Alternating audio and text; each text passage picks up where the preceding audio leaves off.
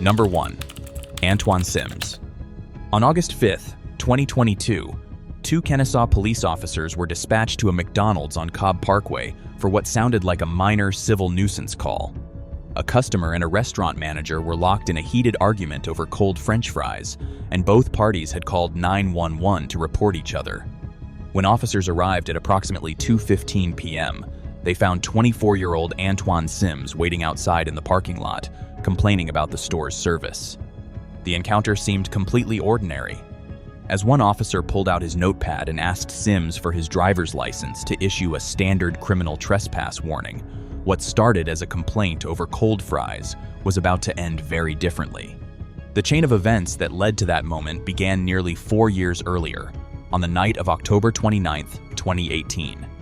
That evening, 21-year-old Adalisa Miradovich arrived at the retreat at Johns Creek Apartments in Fulton County, Georgia, with her boyfriend, Michael Smith, and 18-year-old Deshawn Flournoy. They had arranged to meet 20-year-old Antoine Sims under the pretense of buying marijuana, but investigators say Smith and Flournoy never intended to pay. Instead, they planned to rob Sims as soon as he handed over the drugs. As the transaction began in the apartment parking lot, the situation escalated without warning. Guns were drawn, and a shootout broke out between the two sides.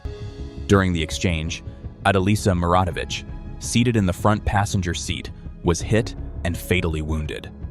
Instead of dialing 911 or seeking emergency medical help for the dying woman, Antoine Sims took control of the vehicle.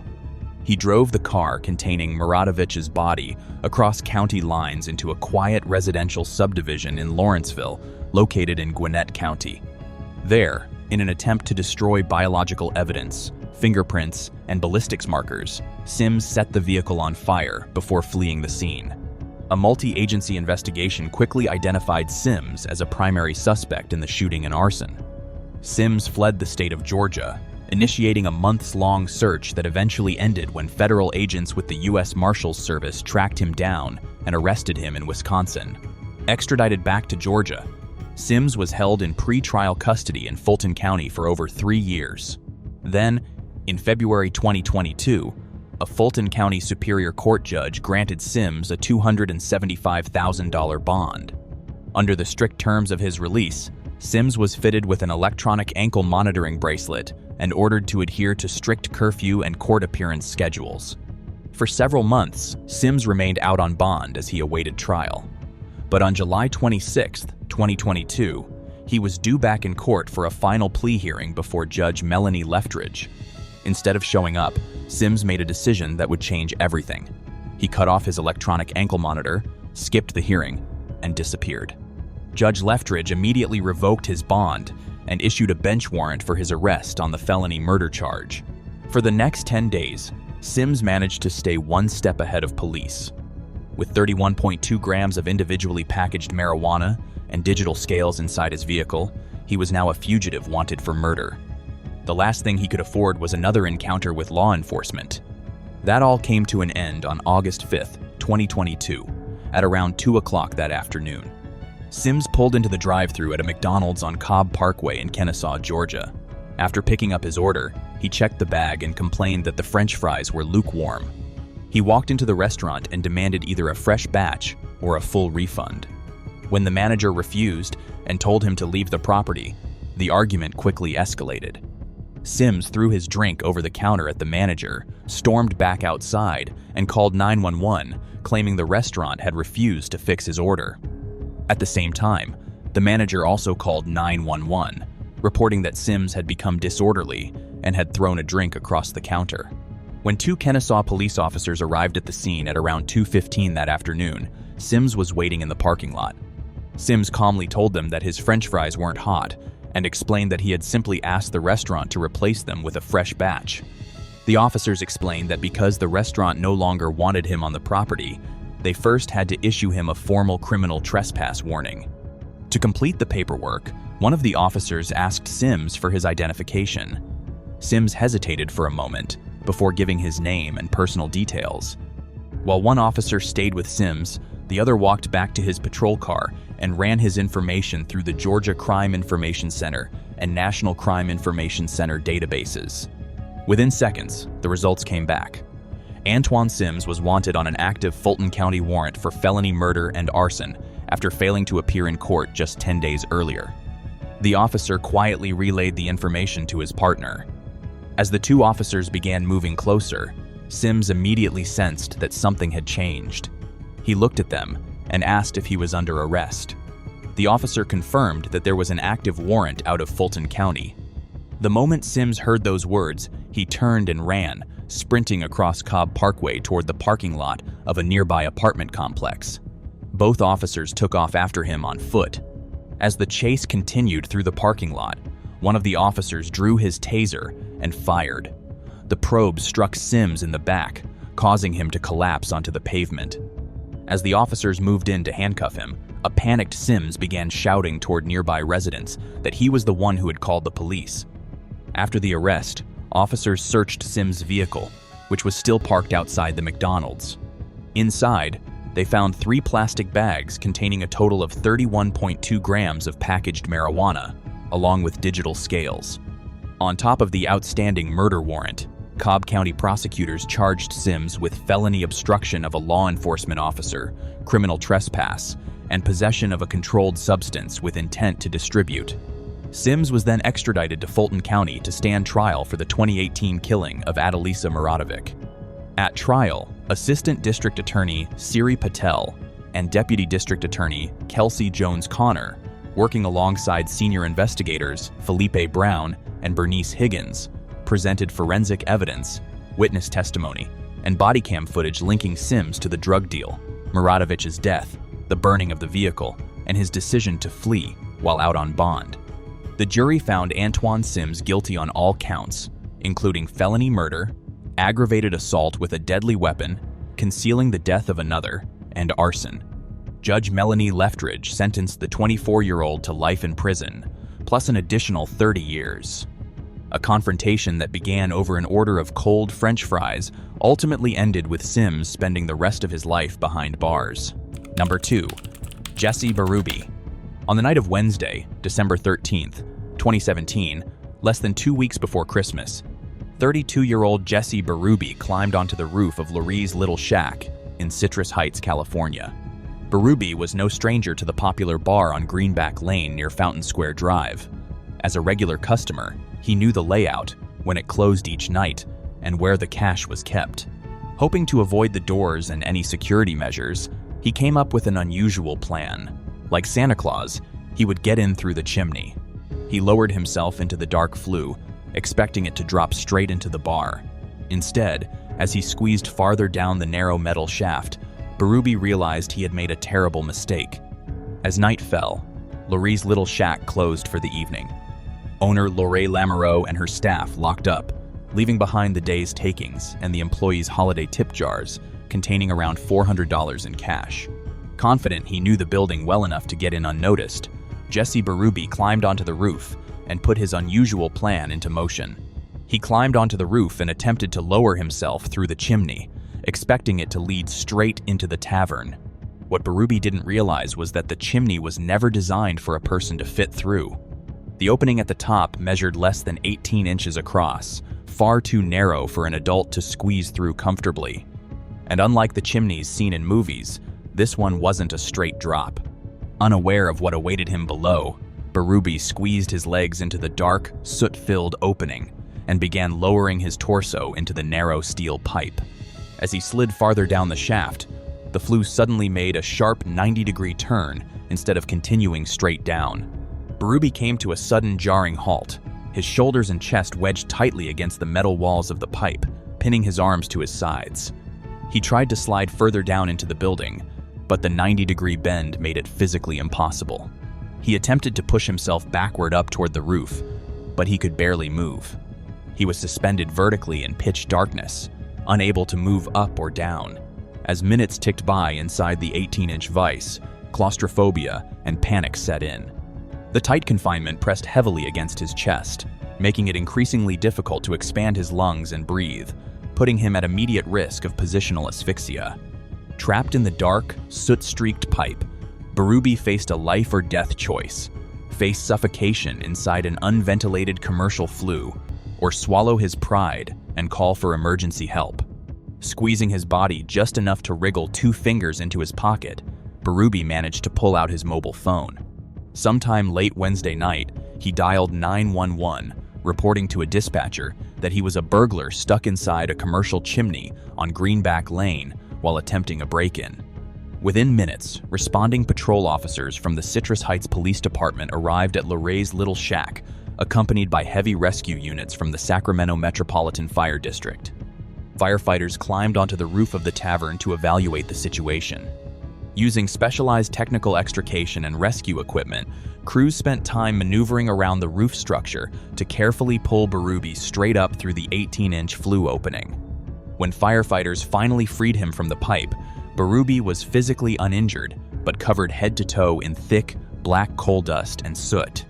His face, eyelids, and clothes were thoroughly smeared in ash. Citrus Heights police officers immediately placed Berube under arrest at the scene.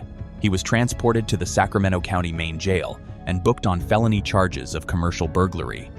Following his arrest, the Citrus Heights Police Department shared Berube's soot-covered mugshot with local news outlets and on social media.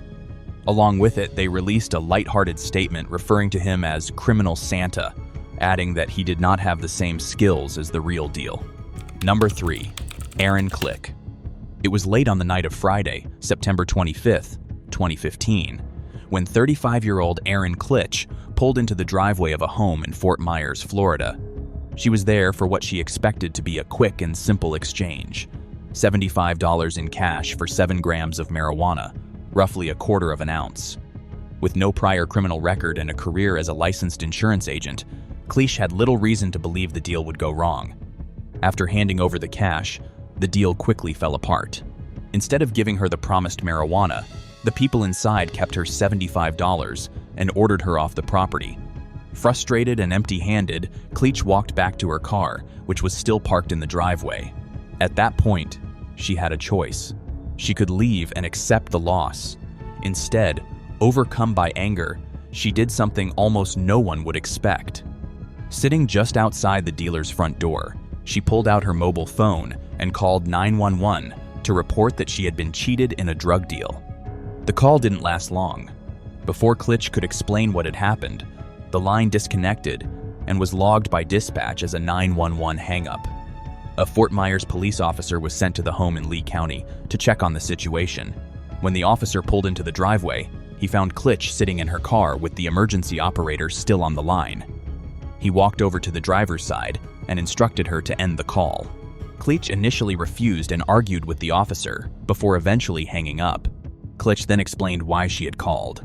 She told the officer she had come to the house to buy $75 worth of marijuana, but the people inside had taken her money without handing over the drugs. She wanted the police to step in and help her get the money back. Before the officer could fully respond, Klitsch took things even further. She walked over to the front of the patrol car, pulled out her phone, and dialed 911 again, ignoring repeated instructions to end the call. After hearing Klitsch's account, the officer determined that she had repeatedly misused the 911 system by reporting a non-emergency and trying to get police involved in a dispute over an illegal drug deal. He placed her under arrest, handcuffed her, and secured her in the back of his patrol car while waiting for a female officer to arrive and conduct a search. Left alone in the back seat, reality finally began to sink in. In her anger over losing $75, Klitsch had forgotten one crucial detail. She was already carrying marijuana when she arrived at the house.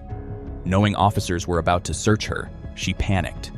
She reached into her clothing, pulled out a small clear plastic bag containing 5.4 grams of marijuana, and shoved it deep between the rear seat cushions in an attempt to hide it. It didn't stay hidden for long. Once Klitsch was removed from the patrol car for the search, officers checked the back seat and quickly found the bag of marijuana she had tried to hide. She was taken to the Lee County Jail, where she was booked on 2 first-degree misdemeanor charges: misuse of the 911 emergency system and possession of less than 20 grams of marijuana. Her bail was set at $3,000, and she posted it the following day, Saturday, September 26th, ahead of her court appearance in October.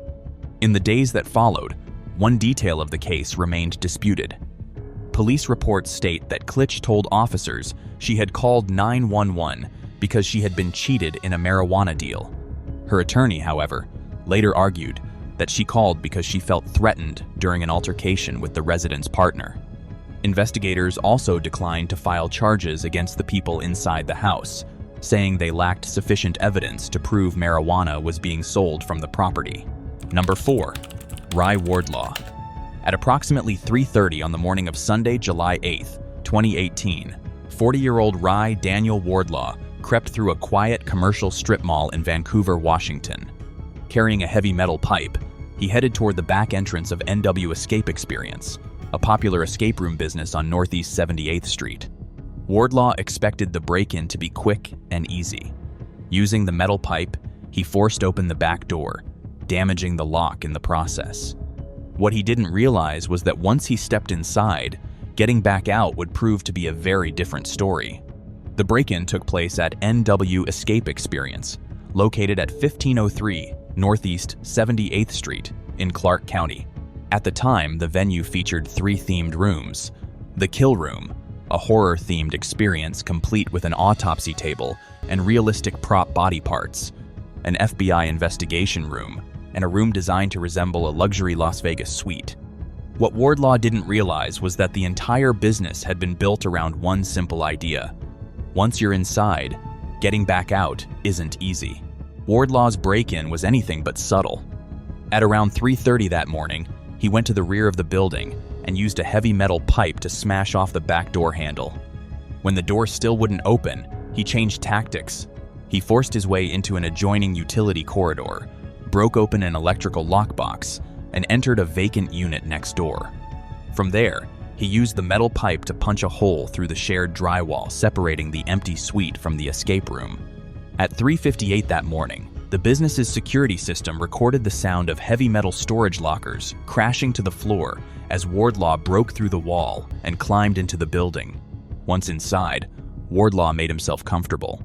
He sat down and ate a burrito he had brought with him, opened the staff mini-fridge, and helped himself to what he believed was a beer. He also gathered a few items from around the business, including a prop mobile phone and a television remote. But when he finally decided it was time to leave, everything fell apart. In forcing his way inside, Wardlaw had destroyed the rear door's handle and locking mechanism, making it impossible to use as an exit.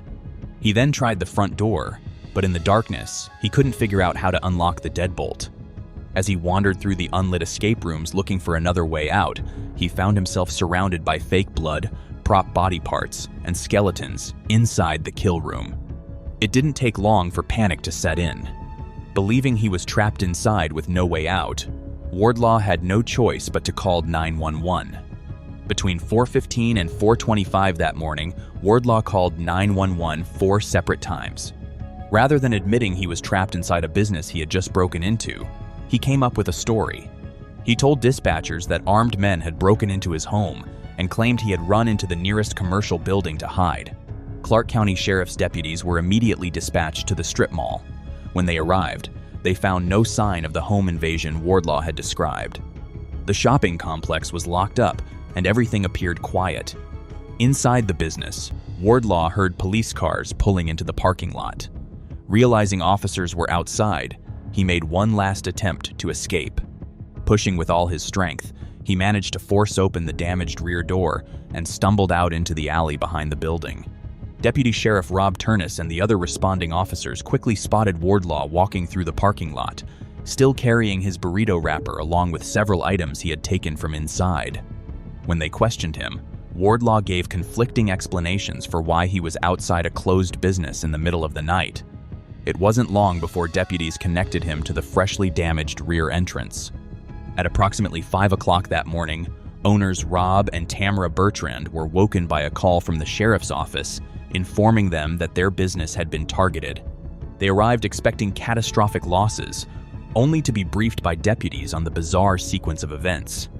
While the break-in caused minor property damage to drywall and locks, nothing of actual value had been taken. Rye Daniel Wardlaw was taken into custody and booked into the Clark County Jail on charges of second-degree burglary under Washington law, with bail set at $40,000. Number 5. Leland Ayala Doliente and Holland Sward. On the morning of Friday, January 23, 2015, 22-year-old Leland Ayala Doliente and 23-year-old Holland Sward were driving northbound through eastern Idaho toward Bozeman, Montana.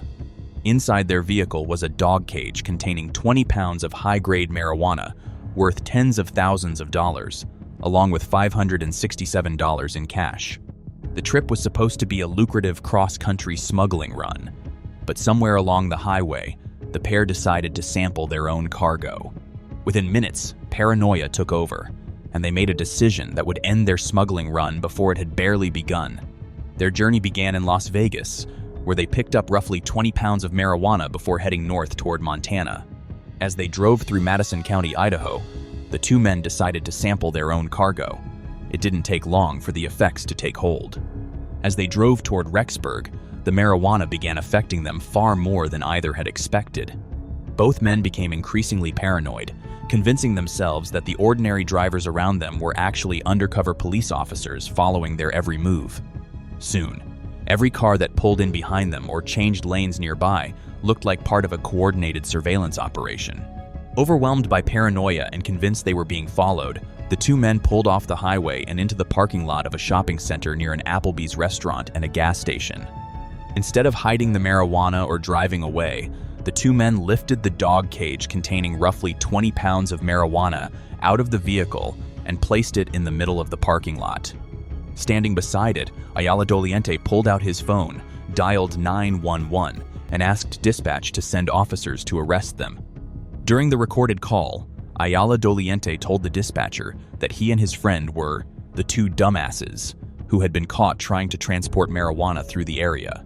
He insisted police cars were circling them from every direction before begging dispatch to send officers and end the ordeal. When the confused dispatcher asked what they had been caught doing, Ayala Doliente admitted they had become paranoid while trying to transport marijuana through the area. He then told dispatch it was getting cold outside and asked if officers could come pick them up. When Rexburg police arrived, they found no undercover surveillance operation, just the two men standing beside a dog crate full of marijuana with their hands behind their heads, waiting to be arrested. As officers approached, Sward simply told them they were surrendering. Both men were taken into custody without incident and charged with felony drug trafficking. A few months later, in June 2015, Holland Sward accepted a plea deal. He pleaded guilty to a reduced charge of possession of marijuana with intent to deliver, received a 5-year suspended prison sentence, served 30 days in county jail, and was placed on 5 years of probation. Leland Ayala Doliente's case ended very differently. At his sentencing hearing in November 2015, District Judge Gregory Moeller noticed that Ayala Doliente appeared to be acting strangely and ordered an immediate drug test. The results came back positive for marijuana, cocaine, and oxycodone. The judge was outraged that Ayala Doliente had appeared in court for sentencing while under the influence of drugs. Instead of receiving the same outcome as his co-defendant, he was sentenced to between 1.5 and 8 years in state prison. Number 6. Timothy James Chapek. 24-year-old Timothy James Chapek made his way onto the property of an upscale home in southwest Portland, Oregon. It was around 6:30 on the evening of Monday, March 7th, 2011. Believing the secluded home on Southwest Rutland Terrace would make an easy target, he broke in expecting the place to be empty. Once inside, he headed straight for the master bathroom and turned on the hot water, convinced he had the house all to himself. What Chapek didn't know was that the homeowner was only moments away from pulling into the driveway.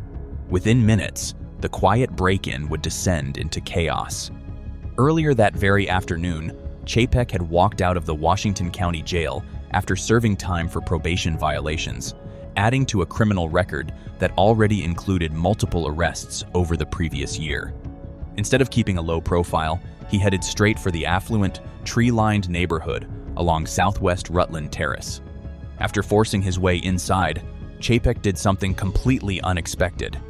He ignored the cash, left expensive electronics untouched, walked past high-end jewelry in the master bedroom, and headed straight for the master bathroom.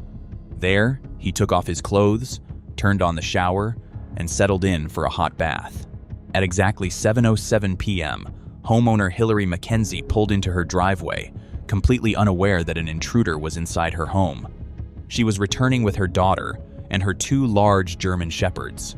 The moment she unlocked the front door and stepped inside, she heard the sound of running water coming from deeper inside the house.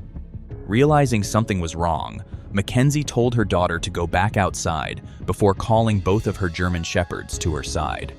With the dogs barking at the closed master bathroom door, she demanded to know why someone was inside her house taking a shower. From the other side of the door, a startled Chapek apologized and admitted that he had broken into the home. Hearing the two German shepherds barking outside the bathroom and believing the homeowner might be armed, Chapek panicked. He locked the bathroom door, pulled out his mobile phone, and called 911 on himself.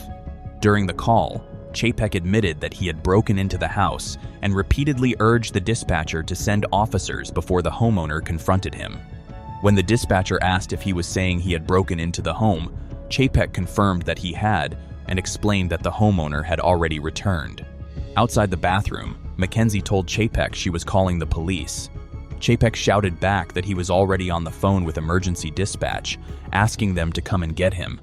Realizing just how bizarre the situation was, Mackenzie placed her own 911 call, telling the operator that the intruder claimed he had been kidnapped and adding that he was clearly not acting rationally.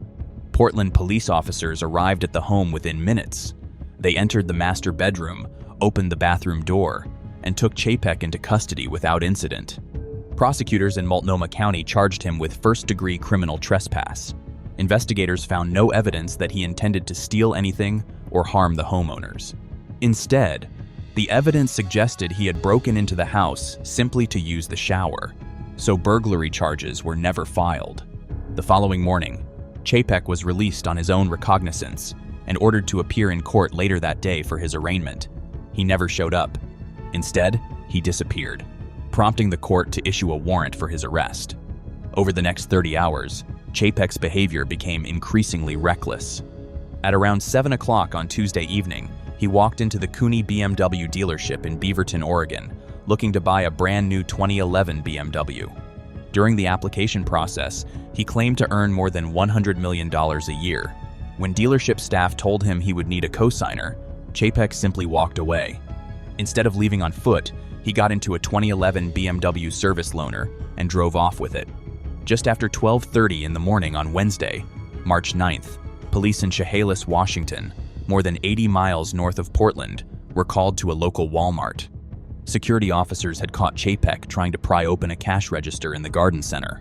When he couldn't get it open, he filled a shopping trolley with $1,103 worth of high-end car audio equipment and pushed it out through an emergency exit. Chehalis police caught up with Chapek in the parking lot as he loaded the stolen merchandise into the stolen BMW. During booking, officers found $817 in cash in his pockets. Chapek later appeared before Lewis County Superior Court on charges of possession of a stolen vehicle and theft. Judge Richard Brozzi denied his request for release, remarking that he didn't believe Chapek needed to be going anywhere before setting bail at $100,000. Number 7. Christopher Moore. It was around 3 o'clock on the cold morning of Tuesday, December 4th, 2012, when 41-year-old Christopher Lance Moore quietly approached a home on Leland Lane in Springtown. After driving his pickup truck into the rural area, Moore picked out the secluded property, expecting an easy burglary with no one to interrupt him. He slipped inside through the front door, made his way to the master bedroom, and began collecting valuables from the nightstand. Thinking everyone inside was asleep, Moore believed he had the house to himself. He was wrong. Within moments, the homeowner woke up, and the burglary took a dramatic turn. Inside the bedroom, 38-year-old James Garrow was suddenly awakened by movement in the dark. Through his sleepy eyes, he noticed a figure standing near the bed and initially assumed it was his teenage son. But something didn't feel right. As Garrow got out of bed to check, he walked down the hallway and found his son still fast asleep in his bedroom. It was then that he realized someone else was inside the house.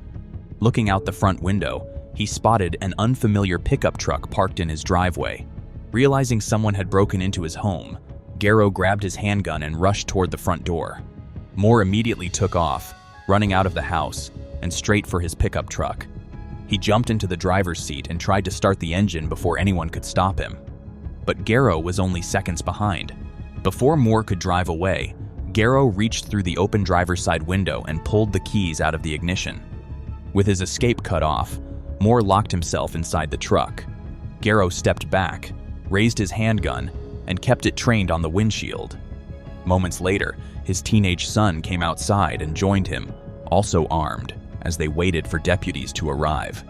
Inside the house, Garrow's wife, Lindy, called 911. She warned the dispatcher that officers needed to get there quickly because she feared her husband was about to shoot the intruder. Meanwhile, Moore was still trapped inside the pickup truck. With the keys gone and two armed homeowners standing outside, he realized he had no way to escape. Fearing for his life, he pulled out his phone and called 911 himself. During the call, Moore told the dispatcher that a man with a gun was about to shoot him. When the dispatcher asked who was threatening him, Moore admitted he didn't know the man's name and could only describe him as the person wearing a red jacket. The dispatcher repeatedly assured Moore that no one was going to shoot him and instructed him to stay where he was. For the next several minutes, dispatchers remained on the phone with both Moore and the homeowners.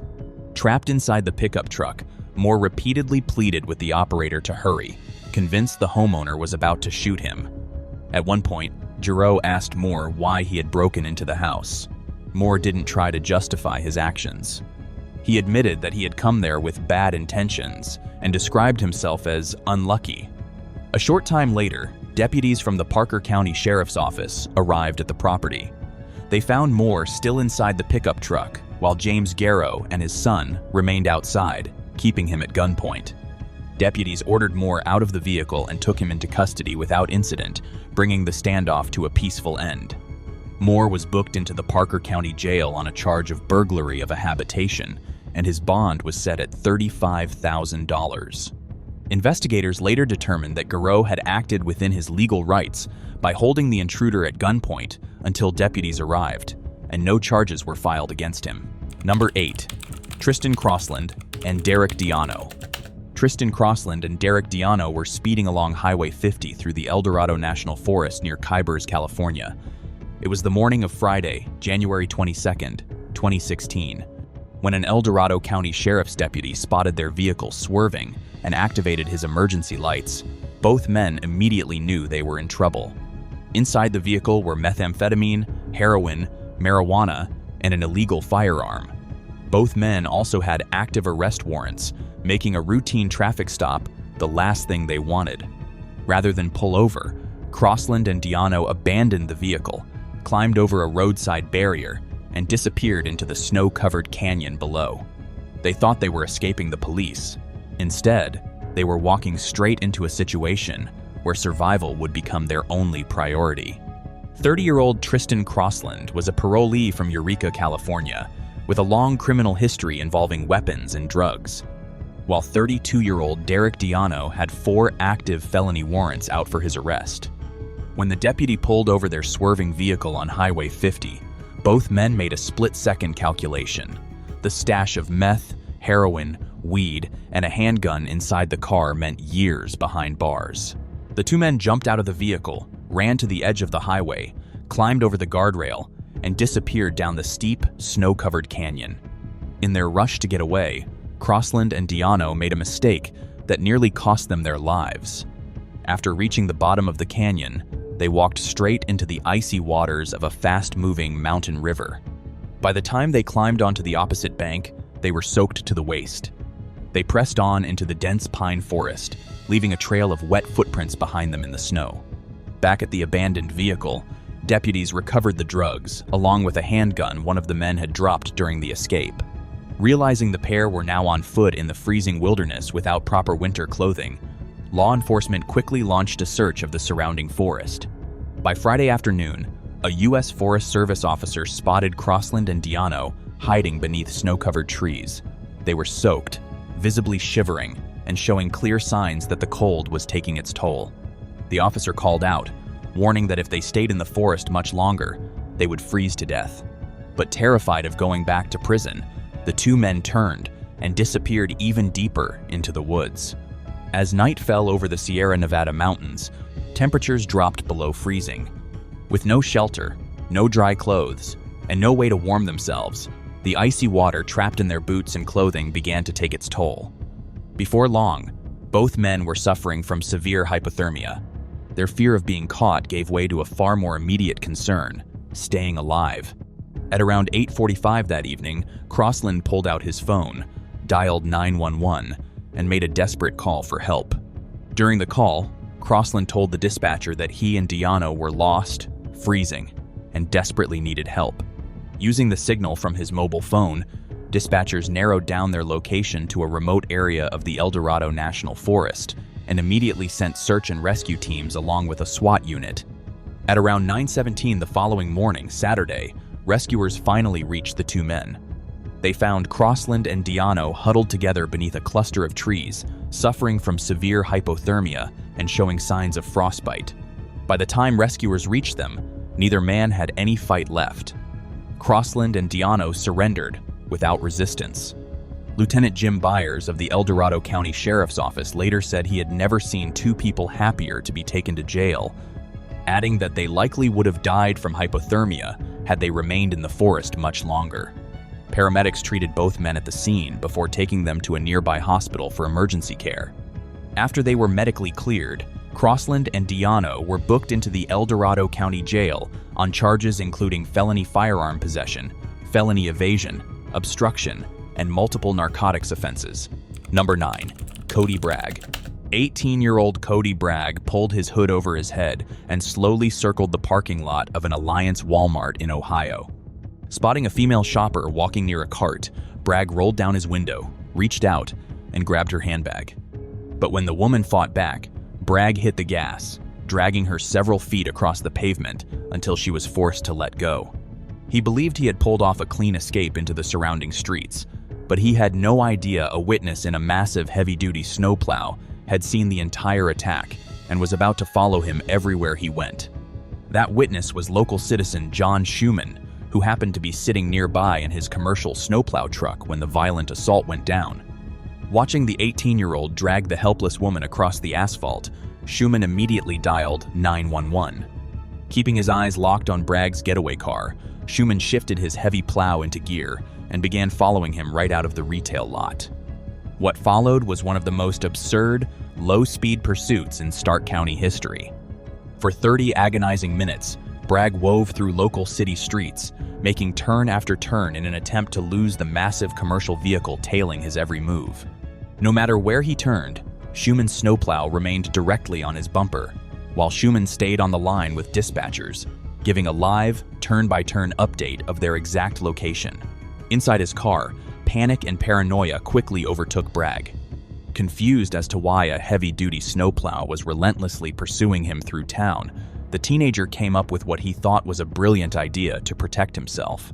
He pulled out his cell phone and dialed 911 to report the driver following him.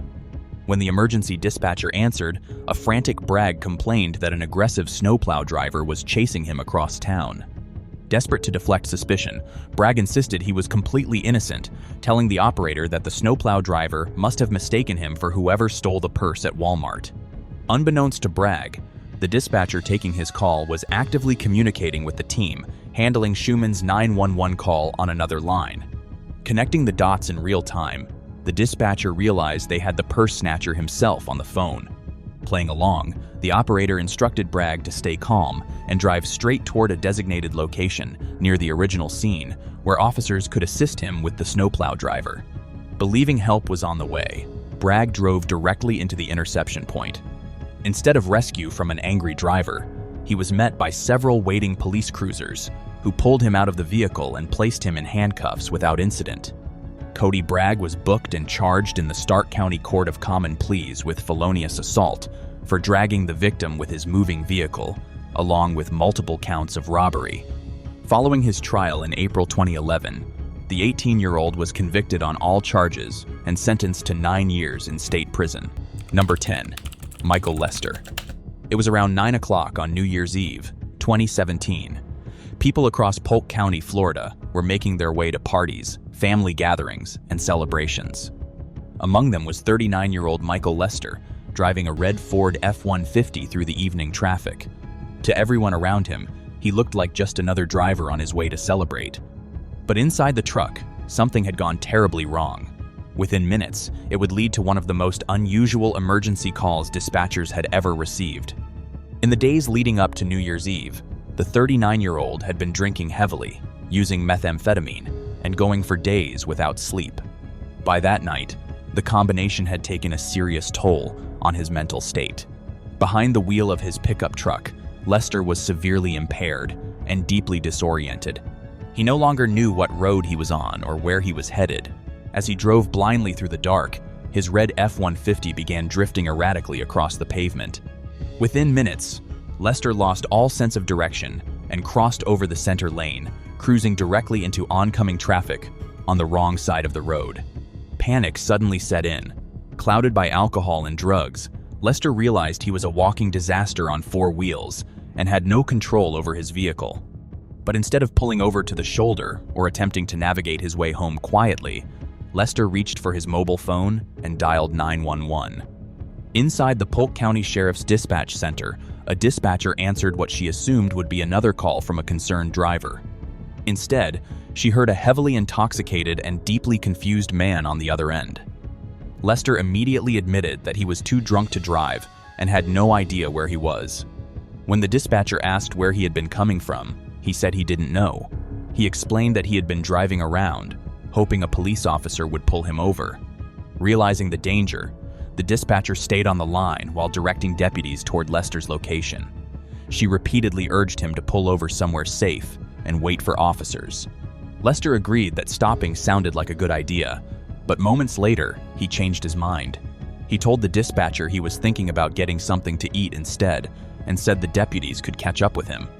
Before the dispatcher could persuade him otherwise, the call disconnected. But instead of pulling into a parking lot or safely onto the shoulder, Lester brought his red Ford F-150 to a stop in the middle of an active traffic lane and shifted the truck into park. Minutes later, Polk County Sheriff's deputies arrived and found the red pickup stopped in the middle of the road, blocking traffic. Lester was still sitting behind the wheel, waiting when the deputies walked up to the truck. At the scene, he admitted that he had been drinking beer, using methamphetamine, and had gone days without sleep. Deputies took him into custody without incident. Michael Lester was booked into the Polk County Jail on charges of driving under the influence, driving on the wrong side of the road, improper use of the center lane, and failing to wear a seatbelt. A records check also revealed a lengthy criminal history, including previous convictions for DUI, drug possession, hit and run, and aggravated battery. Which of these cases surprised you the most? Let me know in the comments below. If you enjoyed this video, leave a like, subscribe, and turn on notifications so you don't miss the next one. Thanks for watching, stay safe, and I'll see you in the next video.